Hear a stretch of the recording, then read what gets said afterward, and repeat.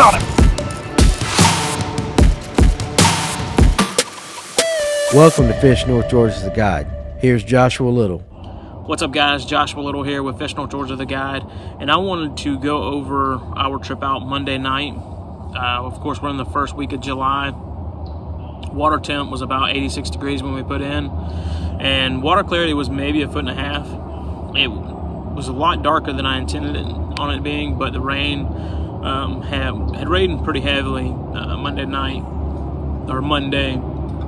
So as we get out there, just throwing a spinnerbait, throwing a underspin, throwing a crankbait. We had pretty good wind, and then also the overcast and rain would come in and out. So I just assumed that the spinnerbait was going to be probably the best bet, or even the underspin and the crankbait. Those were just, hey, if I've got to pick 3 options, those 3 were the ones that I was going to throw. So we made our way out to a new island that we haven't fished. Looking at the structure, kind of going around it, you could see fish staging up. They were anywhere from about 8 to about 15 feet. You could see some shallow chasing bait every now and then, but it was very sporadic. The gentleman on the front of the boat, he managed to hook up with 3 nice spots off of a spinnerbait. And I continued to throw the spinnerbait from the back of the boat and just could not land any. It was, I don't know if it's just a matter of confidence or what, but I wasn't having any luck with a spinnerbait. So I switched over to my Kitech with the underspin, and this is a fish head underspin as usual. This is a go-to bait for me. I'm gonna have one anytime I'm in the water. It's just a great bait. It catches fish. The one I was throwing, of course, a 3/16 ounce with a 3.3 inch Kitech, and I guess it was maybe hour and a half in, ended up hooking up with a decent one on the underspin. Had 2 others short striking it, and as we got later in the day or later into the night, I guess it was about 9:30. The gentleman was still throwing a spinnerbait. He hooked up with another one, smaller one, but they were still hitting the spinnerbait. What I ended up doing was changing my underspin out and started throwing a crankbait. It was dark outside, barely any moon at all, a little bit harder to see, but what I'm trying to do was throw something maybe that the fish don't see a lot of, or something to get that reaction bite out of them. I believe that the crankbait is a good way to create a disturbance.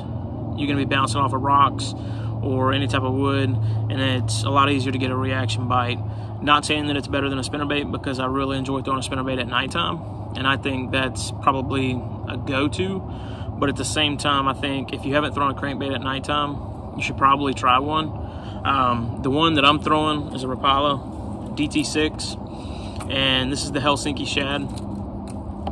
So you can see it's got a chartreuse right in the center of it.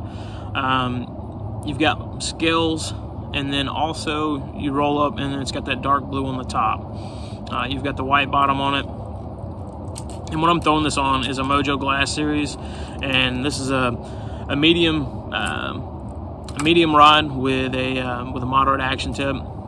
And this is Mojo's Glass Series, kind of their beginner side of their Glass Series. You do not have to throw it on a glass rod, but for me, this is the route that I chose, mainly because I feel like I get a lot better hookup ratio, and the rod just does what it's supposed to do, fighting the fish and landing a lot more fish. So what I was doing was focusing on any type of rock structure or any type of larger logs that I could throw and just bounce the crankbait off of. And the rocks was kind of my big thing, is because at nighttime I feel that the bass are going to move up to those areas. We've got the larger rocks. You've got riprap or major drop-offs with rock right at the bank line. So I was throwing this up onto the bank line, reeling it down, and that DT6 runs 6 feet. Depending on your line, I use 14-pound monofilament. So reeling it in, and it just gets hammered.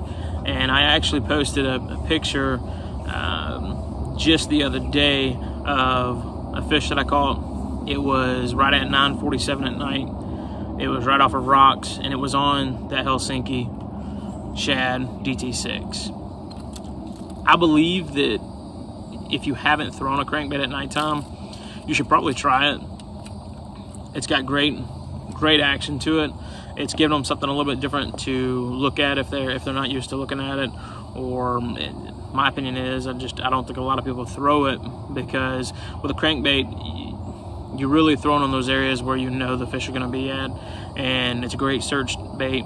But then also at nighttime, it just makes it harder to throw it up against the banks and seeing what you're throwing it into. And you've got to be able to make your cast in a good area, good placement, and then also as you're reeling it, not just burying it.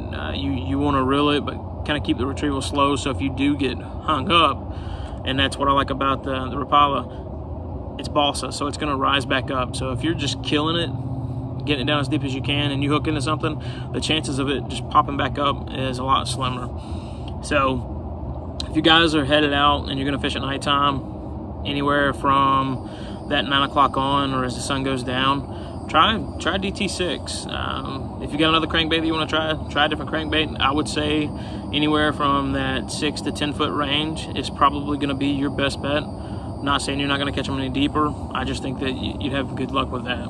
So thank you guys for checking out Fish North Georgia. We'll catch you next time. Thanks for watching the guide here at Fish North Georgia. Our mission is to build a community of anglers to give you the best and latest information to make your day on the water more successful. Make sure you subscribe to our channel, click the bell so you'll be notified of any future content. Make sure you check us out at fishnorthgeorgia.com, where we carry a large variety of bait manufacturers from here in the North Georgia area.